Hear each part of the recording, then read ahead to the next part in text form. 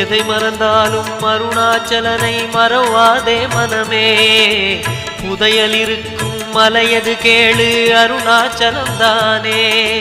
சிவாய நமக ஓம் சிவாய நமக.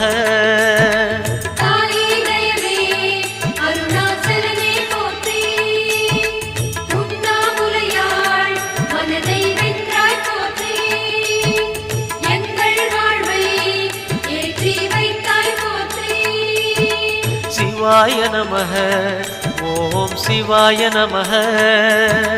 சிவாய நமக ஓம் சிவாய நமக.